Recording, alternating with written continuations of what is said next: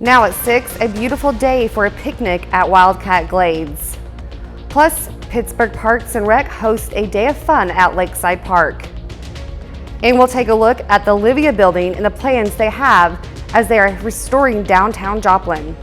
The 4 states' most watched news starts now. Thanks for joining us tonight. I'm Carrie Worthen.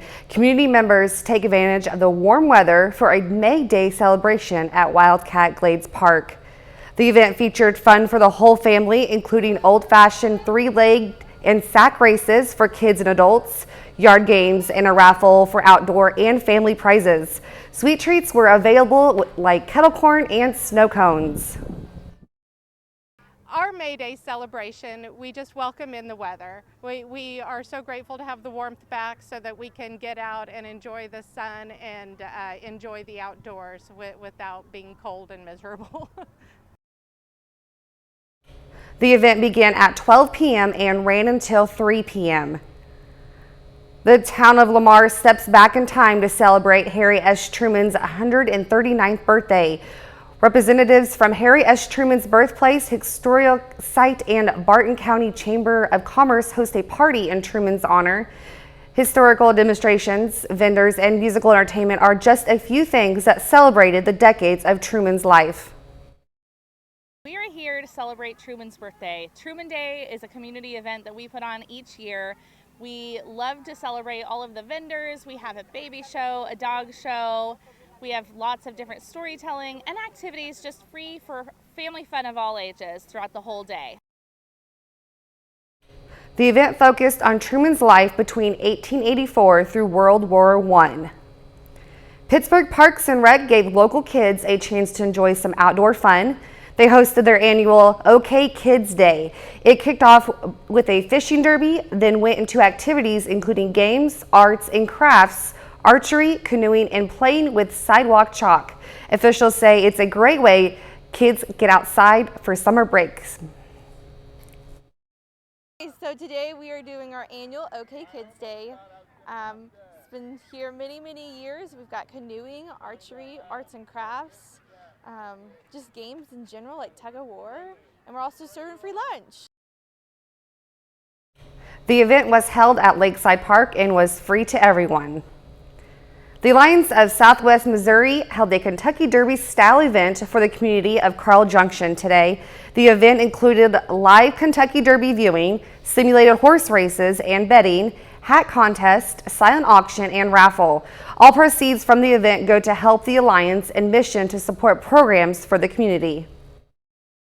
Alliance is hosting an afternoon at the races, and it's a derby type event that we're raising funds for the Alliance, and we're excited. We're going to launch our new brand today.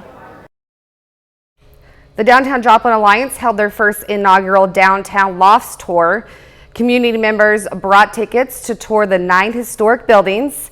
The Joplin Alliance wants the public to see the stages of the hard work that goes into repurposing the buildings. While some of the buildings are not complete, not all buildings are finished yet, just like the Livia building. The end vision is to bring this back to the glory of which it was built in the 1900s. This was the crown jewel of one of the Midwest. This would be like you would go to the Mulebach in Kansas City, New York City. This is where people came. This is where people were, they made residence here. The Livia building is estimated to have around 34 apartments when completed. Meteorologist Sam Lane joins us for a first look at the weather. All right, thank you very much, Carrie. It was a beautiful day across the area for all the outdoor activities. A little bit on the warm side, getting closer to summer with near record highs today, and we'll get to that in a moment. Radar is clear right now across our area, but there are some storms, but they're way down in North Texas, far away from us. Lots of severe weather warnings out for that area. This is expected to form into a complex that will mainly affect southern Oklahoma later on tonight. So in our forecast, we're just seeing warm temperatures. 70s yesterday, dropped down into the 60s this morning, and then well up into the 80s, touching 90 in many locations this afternoon. In fact, here in Joplin, we almost set a record. Temperatures are going to be falling through the 80s into the 70s tonight, around 67 by morning. And looking down the lane, we do have some changes in our forecast, but sunny for your Sunday, but we'll see some morning showers and afternoon thunderstorms and above normal temperatures in our forecast. More details on that in just a little bit. As the busy summer travel season gets closer, the FAA is opening what it calls highways in the sky to speed up air travel. Travelers want to know if Americans' aviation system can keep up with the demand from summer vacations. Chris Van Cleve is at Los Angeles International Airport, LAX. The countdown to summer vacation comes with concern over travel turmoil. I'm on a wing and a prayer. Sherry Eisenman is so concerned about her 3-week trip to Ireland in June, she's not even checking a bag. I really believe it's just kind of 50-50. Anyone traveling is taking a chance that they may not get to their destination. Last summer, more than 45,000 flights were canceled and nearly 1 in 4 was delayed as airlines struggled through bad weather and staffing issues. This year, they insist it will be different. Bookings are strong, demand is strong. We're adding buffers into our own schedules to make certain we can deliver for our consumers. All of our partners really want to make sure this summer goes smoothly. While the TSA expects potentially record-breaking numbers of passengers at U.S. airports this summer, picketing pilots seeking a new contract warn there could be turbulence ahead. The summer at American Airlines is as uncertain as it was last year, and last year was not good. The FAA announced it's opened new highways in the sky by streamlining 169 East Coast routes, saving 6,000 minutes of travel time annually. But air traffic control staffing concerns prompted airlines to reduce summer flights out of New York City. I'm worried airlines have scheduled more flights than the FAA can handle. Airline industry analyst Henry Hartevelt. I think this is going to be a summer of light to moderate turbulence. I'm concerned that if there's just even the slightest ripple of bad weather, the FAA will be asking airlines to delay flights or possibly even cancel flights. Sherry Eisenman just hopes she makes her connection. They've already changed it twice, and it keeps getting closer and closer to my departure time to go to Dublin. Airlines have largely addressed their staffing issues, but the biggest disruptor to summer travel traditionally is the weather. Look for nonstop flights, typically early in the morning. Those have the highest success rates traditionally. And if the airlines warn of bad weather and tell you to change your flight, be proactive and do it early while options are available. Chris Van Cleve, CBS News, Los Angeles. Airflow tracking site Hopper found 76% of flyers are worried about their upcoming trips being disrupted by delays and cancellations. Coming up, despite high-profile layoff recently, the job market remains better than expected. Plus, a good reason to keep cell phones short and a major breakthrough in the fight against RSV. Despite some high-profile layoffs recently, the job market remains better than expected, but there are signs hiring could slow down soon. Astrid Martinez reports. Many businesses continue to put out the hiring sign. The Labor Department says restaurants and bars added 25,000 jobs in April. Healthcare also brought on 40,000 workers. And several states are experiencing record low unemployment, including Mississippi, where this job placement firm is seeing higher demand. We can definitely notice the uptick here of people wanting to work. Overall, the U.S. economy added a better than expected 253,000 jobs last month, and the unemployment rate ticked down to 3.4%, a 54-year low. But the positive numbers come with a caveat, because revised data for February and March show hiring was much weaker than previously estimated. I think the labor market is actually in transition right now. So we are seeing that job growth is starting to moderate. Growth is moderating because many corporations are letting people go. The e-commerce platform Shopify is cutting 20% of its staff, and 3M, the company behind Post-it notes and Scotch tape, is laying off 6,000 workers globally. The murky labor picture complicates the Federal Reserve's strategy of raising interest rates to slow the economy and inflation. The Fed doesn't want to say this out loud. What they really hope for is job losses, the unemployment rate rising, and wage growth moderating. This week, Chairman Jerome Powell indicated a possible pause on future rate hikes, but insisted the board will boost rates again if needed. Astrid Martinez, CBS News, New York. A good reason to keep cell phone calls short in a major breakthrough in the fight against RSV. Astrid Martinez has some of the week's top health stories. The Food and Drug Administration approved the first vaccine for RSV to protect adults 60 and older. It's called Arexvy, and the U.S. hopes to roll out shots before the fall and winter cold season. RSV commonly lands wheezing babies in the hospital, but it can also be deadly for seniors. New data shows a dramatic increase in fentanyl overdoses and deaths in the U.S. The CDC reports from 2016 to 2021, the fentanyl death rate quadrupled from roughly 5 deaths per 100,000 people to more than 20 deaths per 100,000. The data also showed a rise in methamphetamine and cocaine deaths, but a decrease in heroin and oxycodone deaths. And too much time on the cell phone might be a health risk. That's according to Chinese researchers who found talking on the cell phone for 30 minutes or more a week is linked to a 12% increased risk of high blood pressure. Doctors say keeping calls short could help preserve heart health. Those are some of the week's top health stories. Astrid Martinez, CBS News, New York. A little later, Missouri Southern, Pittsburgh State are looking to win the first round of the MIAA tournament. Well, it's felt more like summer out there today instead of spring. I'll let you know how long that's going to last in your forecast when we come back.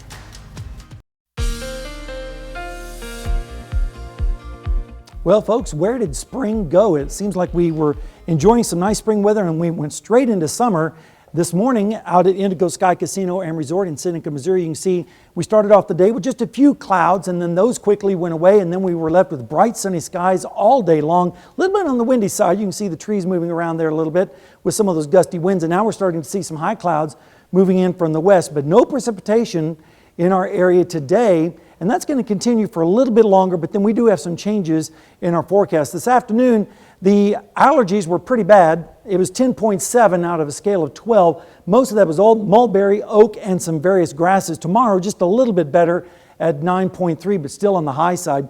This afternoon, believe it or not, we were only 1 degree away from the record. 89 was the high, the record 90 back in 1952. We're a little bit behind on the rainfall so far for the month of May, but we're about 4 inches behind for the year so far. Hopefully we're going to catch up on that in the next incoming days. Highs this afternoon, this is just downright disgusting. Look at this, 96 in Howard today, 94 in Sedan, 96 in Yates Center, and of course that is exacerbated by the fact that they've been in a severe drought, and that's what allowed temperatures to really soar into the upper 90s today. Everyone else was pretty much in the upper 80s, but still very close to record levels. Radar is clear right now in our immediate area, but notice down to the south, we have some storminess in northern Texas. That's associated with the wave that's moving across that area this evening. We have this big upper level low over the western United States that's trying to dig further to the south and east and start to spit pieces of energy at us. And as it does, we're going to see the rain chances increase as we go through the forecast. 88 right now in Joplin, south-southwest wind at 22, gusting at times to 31. And I can't believe we're talking about the heat index already, but it feels like 91 out there because of the humidity of 49%.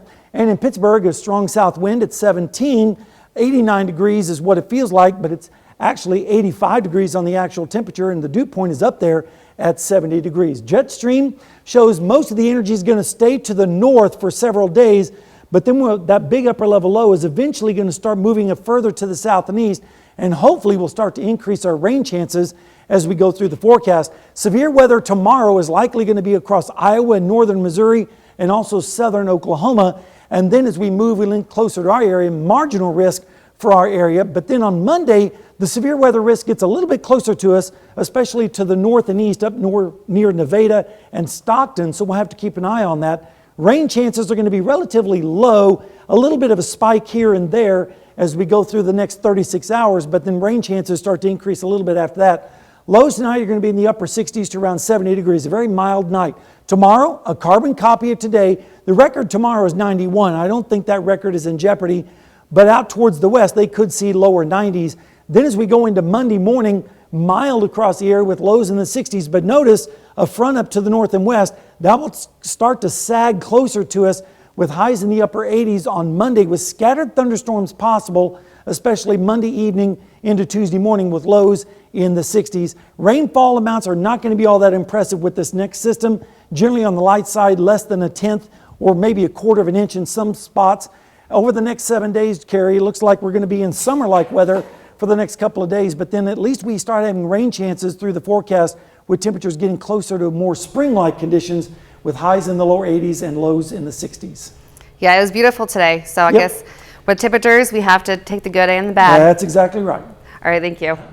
Still ahead, Missouri Southern and Pittsburgh State are looking to move on in the MIAA tournament. Next in sports.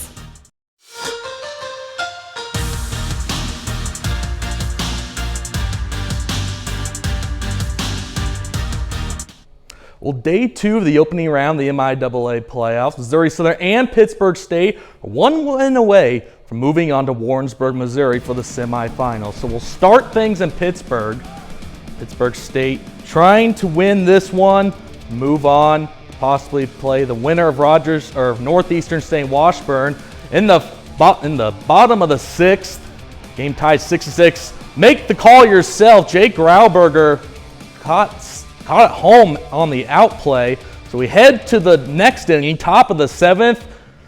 And this one's not going to make it. As we see, Nixon Brandon gives Pittsburgh State the lead, 7-6. The Gorillas go back on top.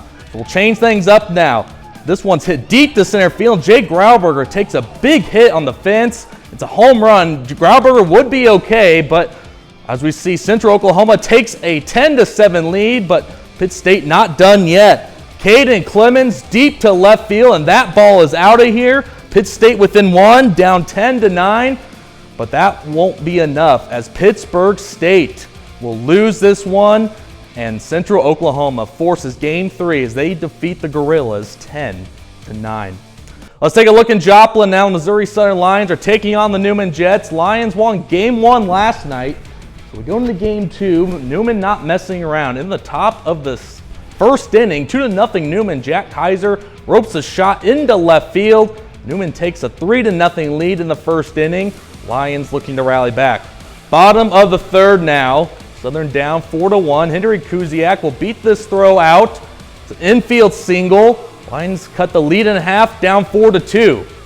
Next batter up, MIAA Freshman of the Year, Ethan Clark at the plate, showing us just why he earned that honor. Clark singles this into center field. Tragan Parker scores, and the Lions are now down 4-3 within 1. But Newman's pitching and defense was just too much for Missouri Southern today. Look at this play. Jenner Steele, terrific diving play with his glove. So we'll have to do it again tomorrow. Newman forces a Game 3, defeating Missouri Southern 6-4.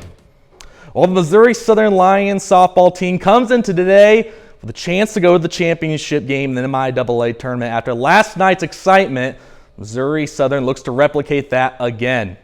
Let's take a look here as Missouri Southern defeats the Missouri Western Griffins. It's double elimination, so Missouri Southern able to pick up the win 3-0. Kara Amos hit a home run this game. Avery Tallman picking up the win, and Bailey Lacey getting the save.